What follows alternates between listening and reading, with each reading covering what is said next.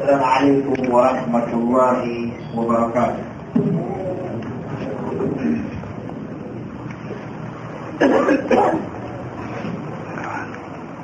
الله أكبر الله أكبر الله أكبر الله أكبر. أشهد أن لا إله إلا الله. أشهد أن لا إله إلا الله. أشهد أن محمدا رسول الله. أشهد أن محمدا رسول الله. حي على الصلاة حي على الصلاة حي على الفلاح حي على الفلاح. الله أكبر الله أكبر. لا إله إلا الله. لا إله إلا الله.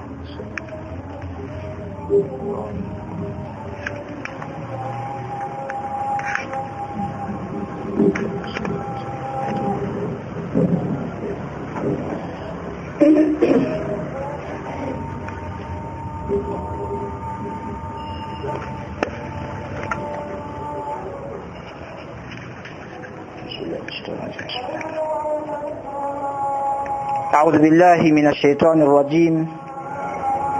بسم الله الرحمن الرحيم. الحمد لله.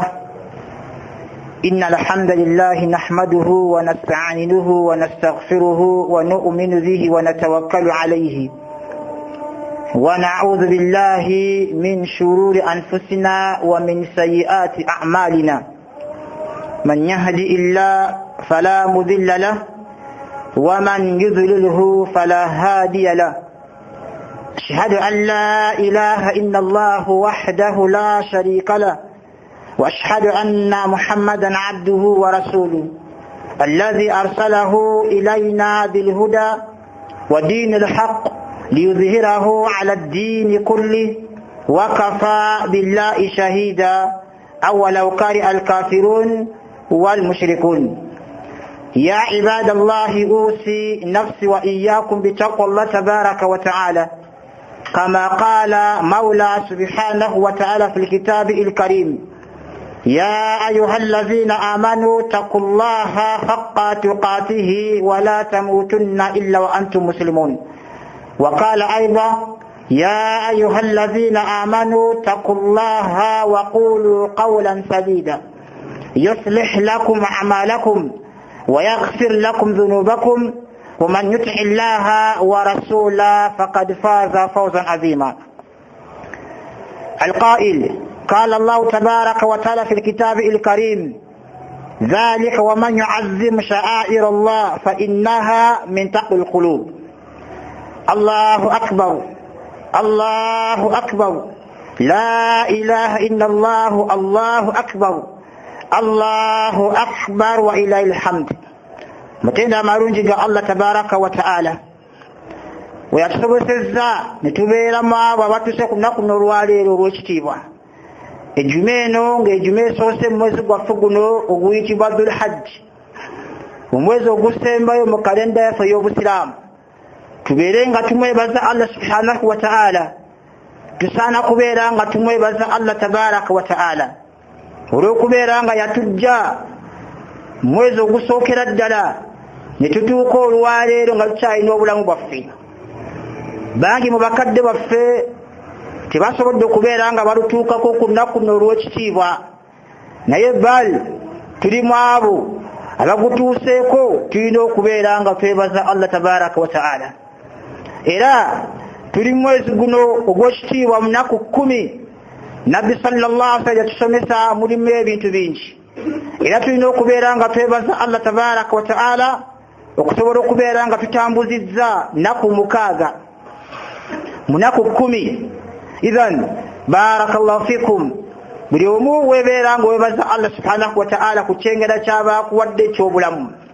Ate n'otuuka ku nnaku n'olwekibwa yawmal jumaa, awamu n'ekyo nga tuli munda mu mwezi omupya oguyitibwa Dhul Hajj. Bakkiriza tubeere nga tudde eri Allah tabaraka wa ta'ala, tubeere nga tugondera Allah subhanahu wa ta'ala, tubeere nga tudde eri Allah tabaraka wa ta'ala. Tomanya olunaku oluddako olw'enkya oba olwazi oluddako tugenda mu maaso ga Allah w'ekitiibwa, naye tukoze tutya okubeera nga tumusisinkana tabaraka wa ta'ala, tubeeremu abo abanaafuna okwesiima eri Allah subhanahu wa ta'ala.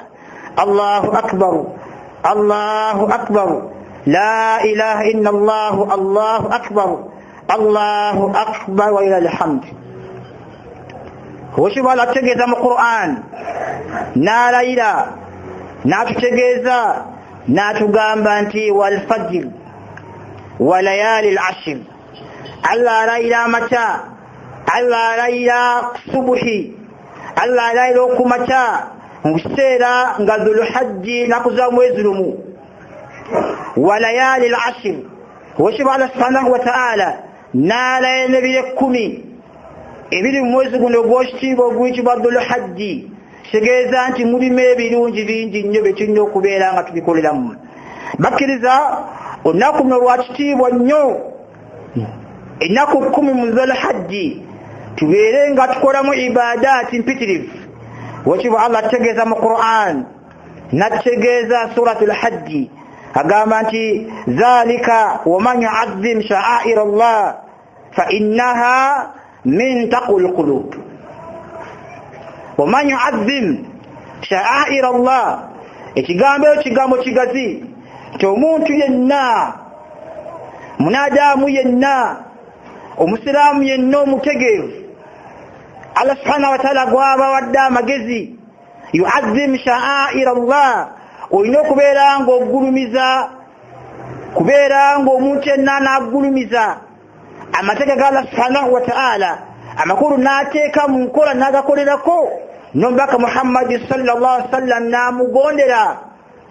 Muri bannaffe Allah subhanahu wa ta'ala bawadde rizqi ne bagenda okukola hijja, yu'azzim sha'air Allah, bamaze okubeera nga bagulumiza Allah subhanahu wa ta'ala. Walillahi ala an-nas hijjul bayt man istata'a ilayhi sabila. Idhan Allah subhanahu wa ta'ala buli wabeera nga akuwadde obusobozi, beera nga ogulumiza Allah subhanahu wa ta'ala amateeka ga Allah tabaraka wa ta'ala, beera nga ogateeka mu nkola. Tomanya olunaku oluddirira oba omwaka ogujja togenda kubeeramu abo abalamu, togenda kubeeramu abo abalamu. Naye omusiraamu ffenna alhamdulillah twemanyi, tuyimidde tutya mu maaso ga Allah subhanahu wa ta'ala mu kubeera nga tumusinza Allah tabaraka wa ta'ala. Twemanyi biizinillah, naye ofunye furusa, ofunye chance eno biizinillah okusobola okubeera nga okola emirimu emirungi. Allah subhanahu wa ta'ala buli wobeera nga ogulumiza amateeka ga Allah tabaraka wa ta'ala, Allah subhanahu wa ta'ala agafa innaha min taqwal qulub. Omuntu oyo abeera alhamdulillah, Allah subhanahu wa ta'ala akubala ngoyo alhamdulillah amakulu, ogenda maaso n'okubeera nga omutya, okubeera nga n'otegeera nti arrizqi, naam, maali zendina min Allah subhanahu wa ta'ala. Ensinga Allah subhanahu wa ta'ala jampadde biizinillah, yabeera Allah tabaraka wa ta'ala n'okubeera nga alhamdulillah nteeka mu nkola amateeka ge, n'okuwata milioni 20, milioni 15, milioni 25, n'ogenda n'obeera nga osinza Allah subhanahu wa ta'ala. Muri baganda baffe Allah bwe yawa ne bategeera Allah subhanahu wa ta'ala, baliyo okuva mu Ramadan, Shawwal, Dhulqaada, Dhulhajji bakyaliyo, w'ensonga bategeera Allah tabaraka wa ta'ala. Allah subhanahu wa ta'ala ffenna tukaaba, omuntu n'agamba nti almalu maali, birimu agamba ensimbi zange tuteeka mu mabanka, naye wekitiibwa Allah subhanahu wa ta'ala gamba hadith al-Qudus byonna bye tulina bya Allah tabaraka wa ta'ala almalu mali ala tegeeza mu hadith al-Qudus nabbi nga ategeeza nti maali zonna ze tulina biri wansi wa Allah tabaraka wa ta'ala. Allah alina obuyinza yu'azzim sha'air Allah beera ng'ogulumiza beera ng'owekitiibwa Allah subhanahu wa ta'ala omuwa ekitiibwa beera ng'omusinza ku maali Allah subhanahu wa ta'ala gy'aba akuwadde beera ng'omutya Allah tabaraka wa ta'ala beera ng'ogulumiza Allah subhanahu wa ta'ala ojja kufuna ebirungi. yu'azzim sha'air Allah omuntu emaali z'olina oba alhamdulillah riziki gy'olina mu banka wawa byonna bya Allah tabaraka wa ta'ala. N'agamba nti fashtari nejjana ennyumba ya Allah tabaraka wa ta'ala daari nyumba ye ejjana fenna tuzze wano ekituleese okwagala Allah abeere nga atusiima okwagala Allah subhanahu wa ta'ala okubeera nga atusiima. Fashtari tubeere nga tugula jana ya Allah subhanahu wa ta'ala n'emaali gy'aba atuwadde. Allahu akbar. Idhan tubeere nga tugulumiza Allah tabaraka wa ta'ala yu'azzim sha'air Allah tubeere nga tugulumiza Allah subhanahu wa ta'ala ennaku zino 10 tomanya nti oluusi mwaka ogujja tetugenda kubeera mwabo. Naam olabira alhamdulillah n'obukeesa ne buzibya naye alhamdulillah bw'obanga ogulumiza Allah subhanahu wa ta'ala Allah tabaraka wa ta'ala n'omutya n'omugondera biidhnillah n'obeeranga alhamdulillah n'otereeza embeera zo wakati woni Allah tabaraka wa ta'ala. Naam tuwikirize nnyo abasiibye biidhnillah barakallahu fikum kubanga nabbi sallallahu alaihi wasallam yatugamba nti omuntu yenna buli w'okola omulimu ku mwezi guno gw'ekitiibwa ay amalu salih emirimu gyonna gwe gy'oba okola.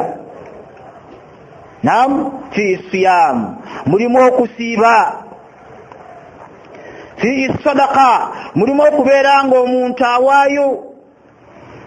Naam mulimu okubeera nga alhamdulillah omuntu aliisa mulimu okusoma Qur'an qira'atul Qur'an amalu salih omulimu ogwo biidhnillah mulimu mulungi nnyo tubeere nga tuyitiriza nnyo. Basahaba hadisi empitirivu naku bwe zituukanga 10 batenderezanga Allah subhanahu wa ta'ala min at-tahmid wat-tahlil wat-takbir الله أكبر الله أكبر لا إله إلا الله الله أكبر الله أكبر ولله الحمد الحمد لله لا إله إلا الله باتدنا زغ الله سبحانه وتعالى واشتيوا نبي سيري بسينغا tuberenga tumutendereza Allah tabarak wa ta'ala tuberenga tumutendereza Allah subhanahu wa ta'ala tuberenga alhamdulillah tujjukira baganda bafa alhamdulillah bali mukola ibada fabasigadde tulina nako kubeeranga alhamdulillah tulaba nti insha Allah subhanahu wa ta'ala tusiiba tusoma Qur'ani tuwaayo n'eminamiro gisigadde tulina olunaku olukulu nnyo oluddako lujja kubeera nnaku lwa bbalaza ku n'ensonga bw'otulina olwaleero kalenda zigamba nnaku za mwezi 6 mu busiraamu olunaku lw'omwenda oluyitibwa yaumul arafa olunaku lwa kitiibwa nnyo tubeere nga tulusiiba musiraamu wadde nga tosiibye okuva eno mabega biizinillah n'olunaku lwa arafa beera ng'olusiiba beera ng'oteeka mu nkola beera ng'olusiiba olunaku olwo nabbi sallallahu alaihi wasallam yatugamba nti khairu duwa esinga obulungi ennyo adduwa yawm al-arafa olunaku lwa Arafa. Tosuubira okubeera nga bw'olutuukako nti ojja kutuuka ku Arafa olunaku amakulu olunaku olujja emyaka ejja tojja kusobola kubeera nga ng'otutuukako. Beera nga alhamdulillah Allah bw'akusaasira ne tutuuka ku lunaku olwo, beera nga alhamdulillah olusiiba. Yitiriza nnyo okubeera nga okola mu ibaada. Nabbi yagamba sallallahu alaihi wasallam olunaku olwo yagamba nti omuntu ayogeremu ebigambo zikiru la ilaha illa Allah wahdahu la sharika la lahul mulku wa lahul hamdu wa huwa ala kulli shay'in qadir la ilaha illa Allah wahdahu la sharika la. Islam beera nga oyogera ebigambo ebyo kubanga bigambo birungi nnyo, bigambo mulimu okutendereza Allah subhanahu wa ta'ala, bigambo bizimba. Ate abasiraamu tubeere nga twewala nnyo okuteeka mu haramu mu nnaku olwo. Twewala nnyo okukola mu bid'a. Toleeta ebintu birala ebitali mu busiraamu n'obiteeka mu lunaku olwo ogenda kufiirwa. Kubanga Nabbi sallallahu alaihi wasallama yatusomesa ebintu byonna ebirina okukolebwa. Tubeere nga tutereeza embeera zaffe ibaada, wakola katono nnyo naye ng'okoze ku nkola ya Allah tabaraka wa ta'ala, Allah nga bwe yatulagira. Ojja kukola ebintu bingi nnyo okuŋŋaanya bino naye walla akhiri mataaf nga tofunyeemu. Kulwaki ebiseera ebisinga tukola ebintu bye bayita hawa nafsi, okwagala kwa mwoyo gwange. Nze nga bwe njagala, nze nga bwe ndaba. Naye musiraamu genda mu kabbuli wekka.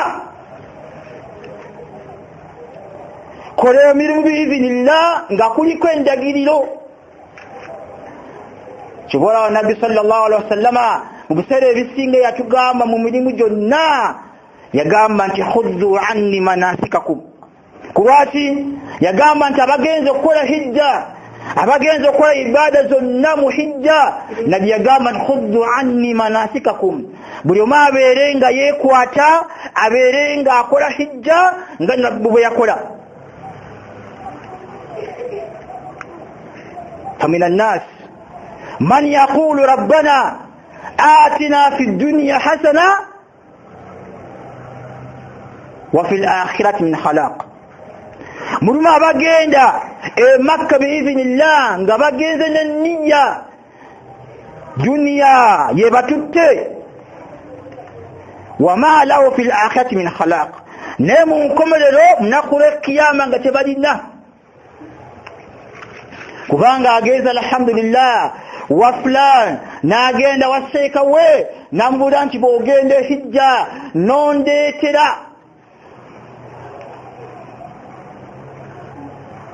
ku ttaka oba ku nfuufu oba ku byonna oba haramu gye weesibye, n'oleeta ng'ekikimututte enniya eyo nga tagenze kubeera ng'agenze okusinza Allah tabaraka wa ta'ala.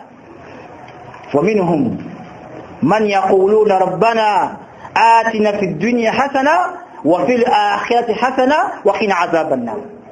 كفاية الدواء بوتوكو حجة تينو كبيرا نغتسوم الدواء.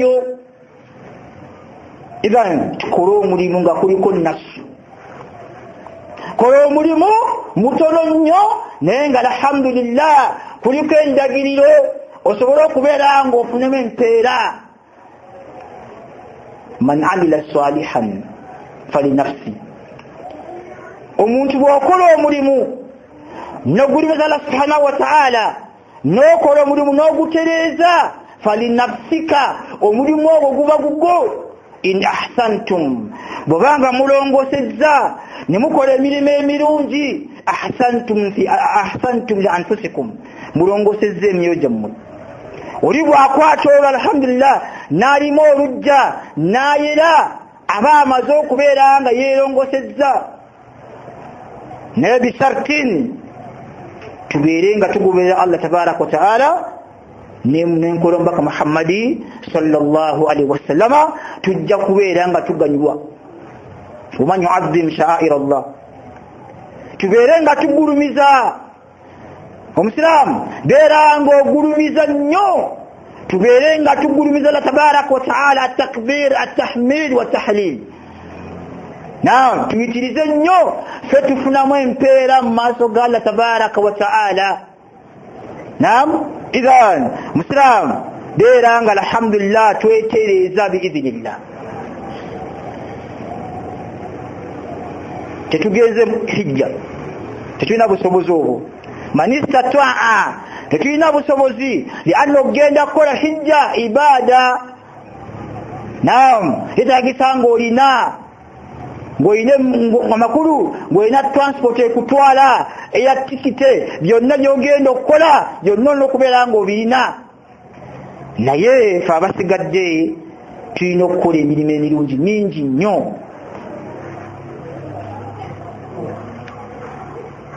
mulimu omukulu nnyo tulina okusonda ku Arafa olunaku oluddako okubeera nga mana watu tusala ebisolo naam tubeere nga tusala omusiraamu okubeera nga alhamdulillah Allah akuwadde mutwalo 5 mutwalo 7 miliyoni mutwalo 2 beera nga ojjako mutwalo 10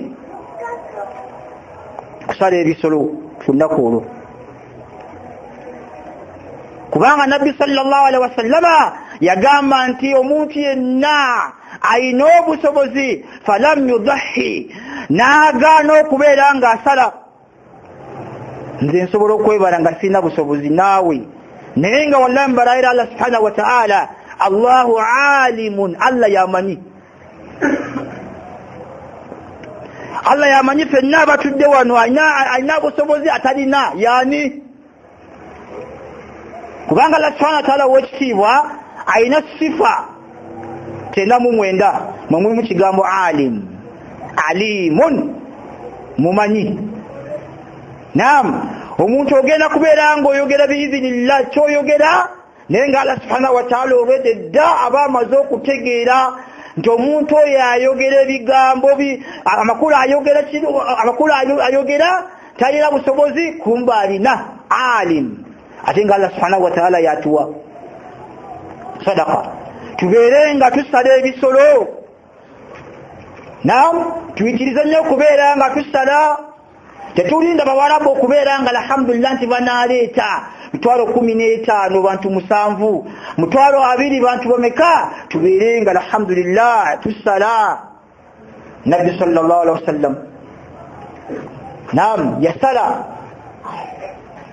nabbi sallallahu alaihi wasallam yasala nayogera ebigambo waliwo yasala ibirwaye zigamba yasala ndiga 2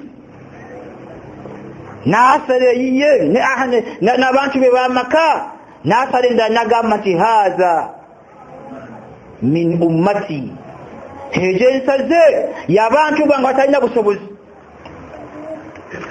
katwalaba alhamdulillah nti omuntu atalina busobozi asigala nga afuna kulensonga nabbi sallallahu alaihi wasallam bali bavunula hadisi ne sharaha hadisi asigala nga afuna kubanga atalina busobozi afuna empeera paka naye omuntu ng'olina obusobozi biidhinillah n'ogaana okusala kiba kibi nnyo tejja kugamba togenda kuyingira ejjana bal allahu alam Allah yamanyi naye tuyitirize nnyo okubeera nga tukola emirimu emirungi tutuke mu maaso ga Allah subhanahu wa ta'ala tubeeremu abanafuna okwesiima eri Allah tabaraka wa ta'ala aqulu qawli hadha astaghfiru lakum wa lisa'il mu'minin fa innahu huwal ghafurur rahim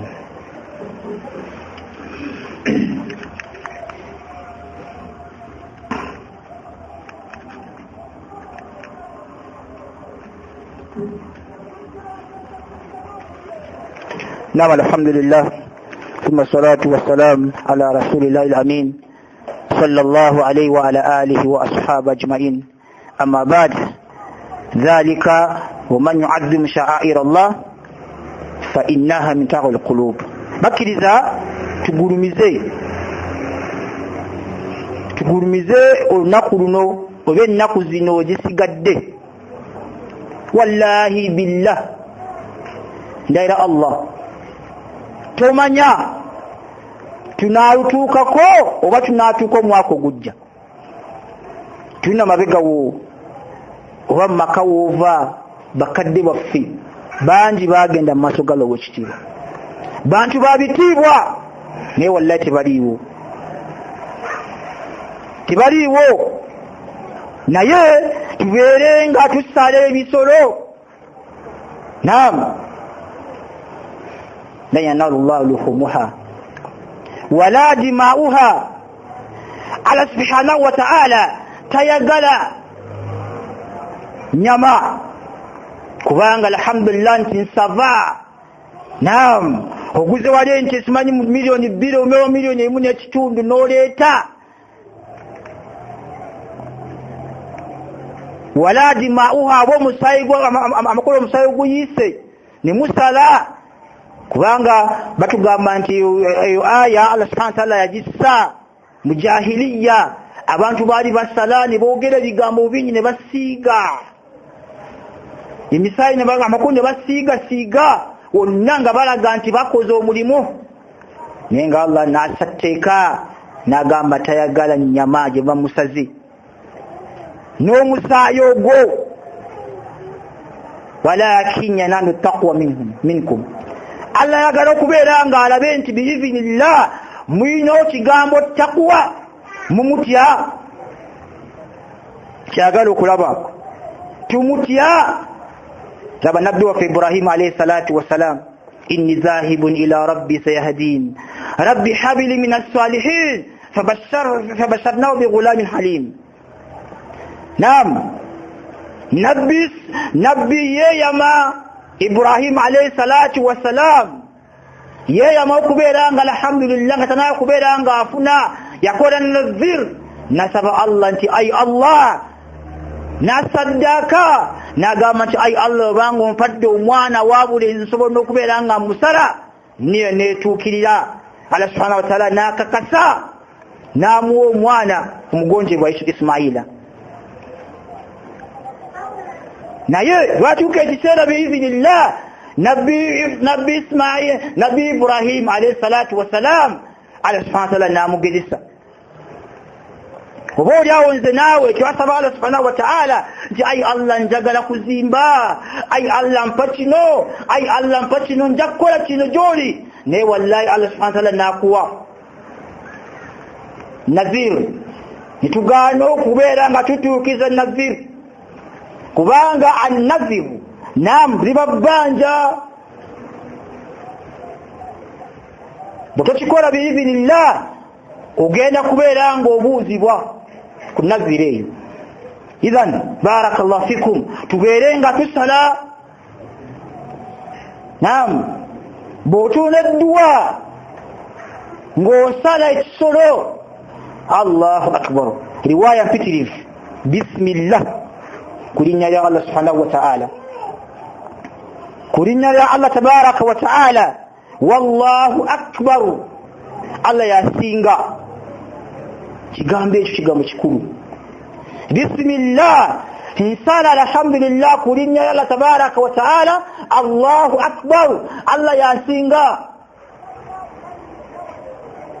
La ilaha illa Allah, tiwakisinzibwa okujjaku Allah. Nogamba nti Allahumma, ay Allah, minka walaka, minka walaka.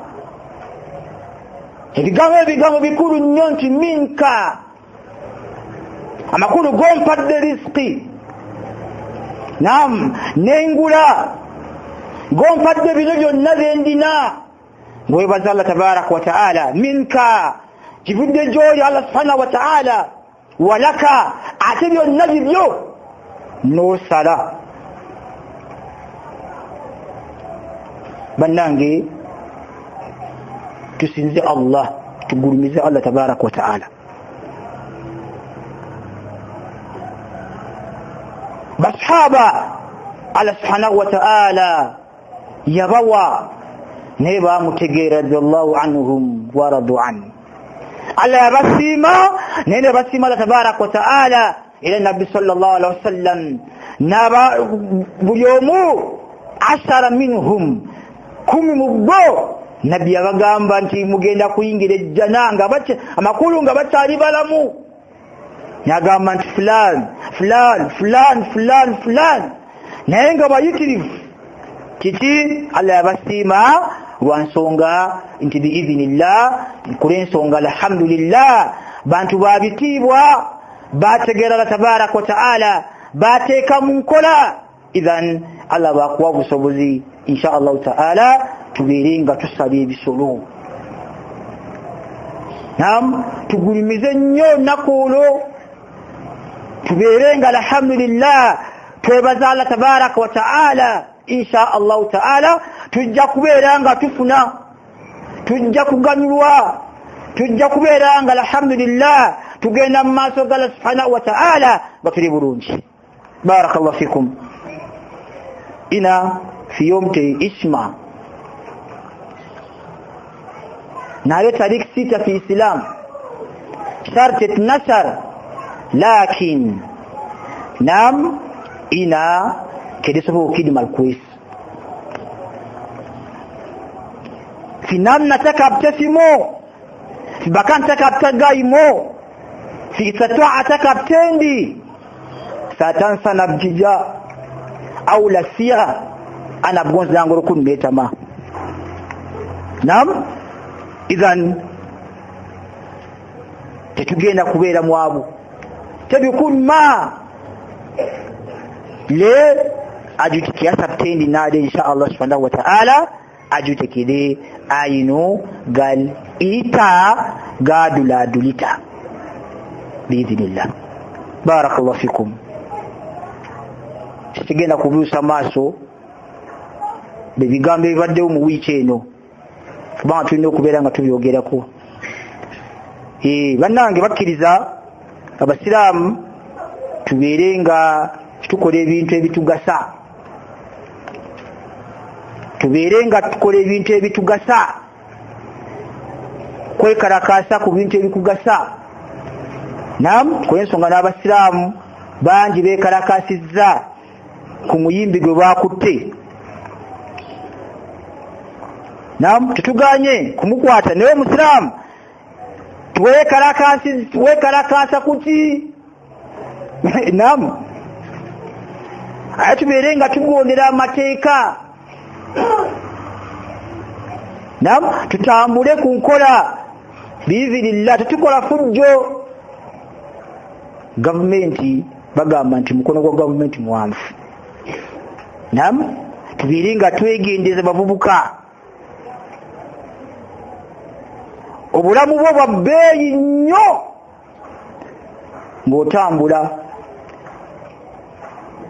naye bubeera bubi nnyo ng'olina wooli ima ng'oli mu kabbuli ima ng'oli eri mu University of Simani Standard eyo eruzire eyo tobuzanyisa obulamu bwo beera nga weekuuma tokolesa biragalagalagala simanyi biki osobole okubeera nga obeerewo paka Allahumma salli ala Muhammad wa ala ali Muhammad kama sallaita ala Ibrahim wa ala ali Ibrahim innaka Hamidul Majid Allahumma barik ala Muhammad wa ala ali Muhammad kama barakta ala Ibrahim wa ala ali Ibrahim innaka Hamidul Majid Allahumma arham sahabati Rasulillah sallallahu alaihi wasallam minhum Abu Bakar wa Umar wa Uthman wa Ali wa tabi'in اللهم ربنا تقبل منا انك انت السميع العليم وتب علينا يا مولانا انك انت التواب الرحيم اللهم بارك لنا يا الله الرحمن الرحيم ونعوذ بك من كل الشر يا الله يا الرحمن الرحيم اللهم يسر لنا ولا تعسر علينا وامكرنا ولا تمكر علينا واغفر لنا يا الله الرحمن الرحيم اللهم اغفر للدين وارحمهم كما ربونا صغارا اللهم اغفر جميع المؤمنين والمؤمنات والمسلمين والمسلمات الأحياء منهم والأموات برحمتك يا الله الرحمن الرحيم وصلى الله على محمد وعلى اله وسلم وأقيم الصلاة